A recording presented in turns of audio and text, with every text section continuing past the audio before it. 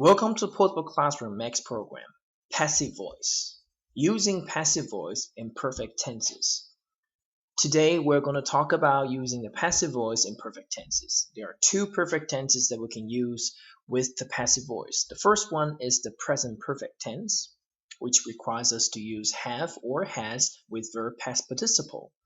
The other one is the past perfect tense, and we have to use had with verb past participle in past perfect tense.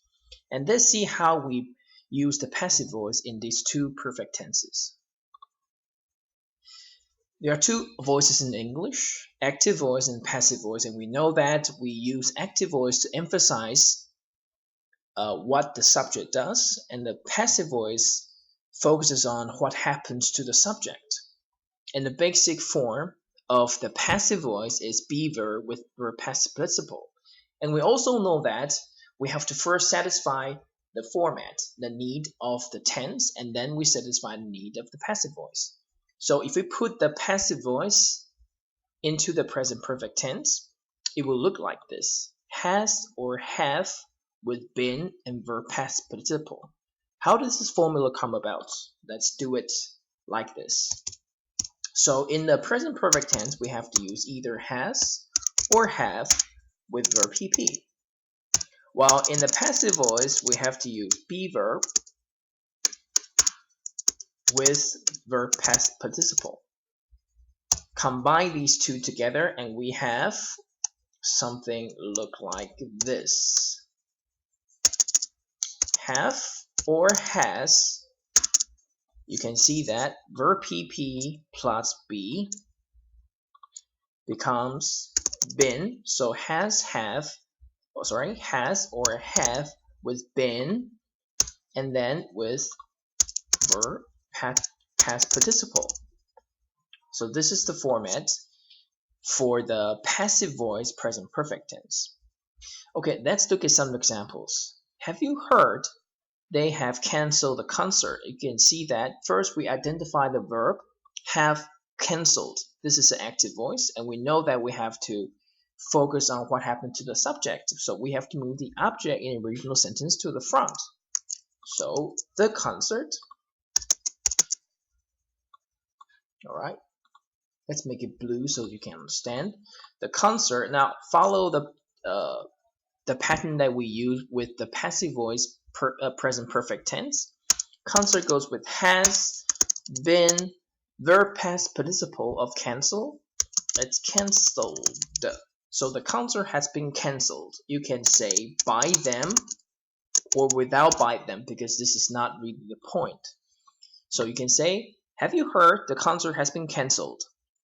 Let's look at example number 2. Has a dog ever bitten you? You can see that active voice: has a dog ever bitten you?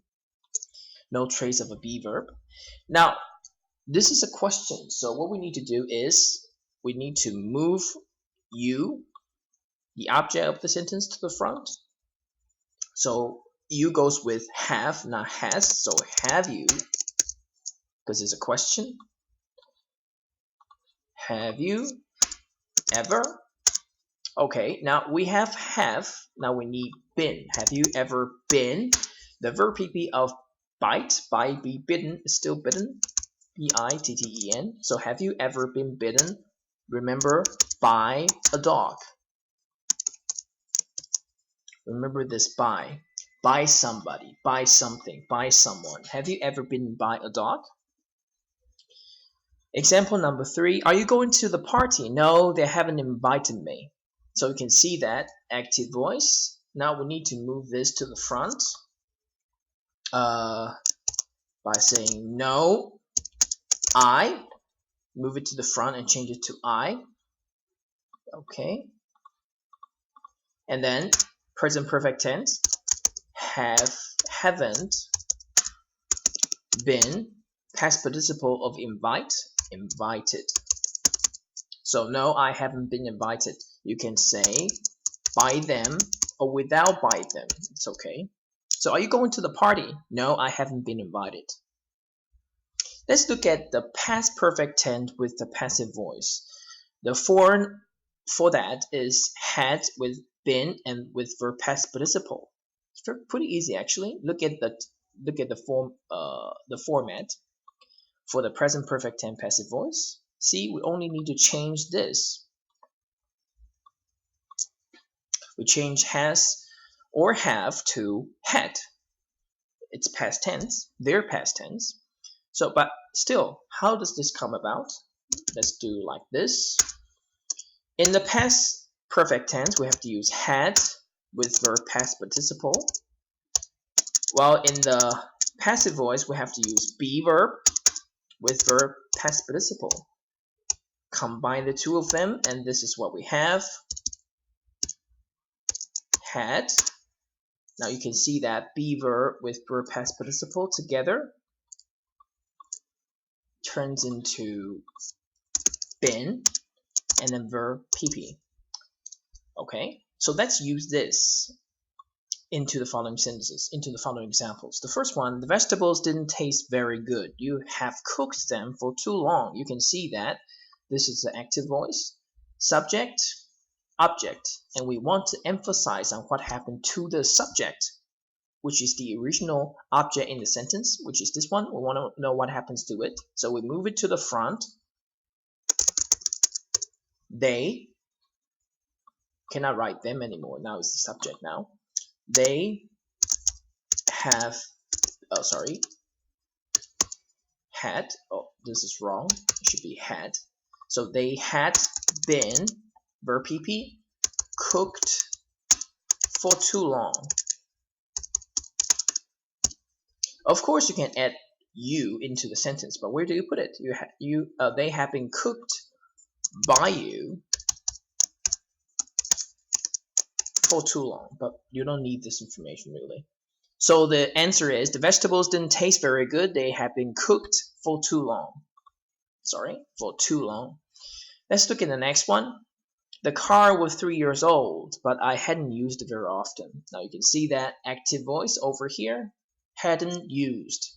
Now, subject, object. We move the object to the front because we want to know what happens to it. And it becomes the subject now.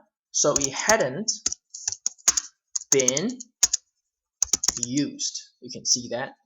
Hadn't been used. You can say by me or without by me. It's okay. Very much. So the car was 3 years old, but it hadn't been used very much. So this is how we use the passive voice in the perfect tenses. Let's go back to our lesson plan. As you can see, the form, how does it come about, and examples. You can study them carefully, and you will know how exactly you should use the passive voice in perfect tenses. Thank you for watching this. For more information, please visit www.theportableclassroom.blogspot.tw. You can find tons of grammar lesson plans and exercises that you need. Thank you.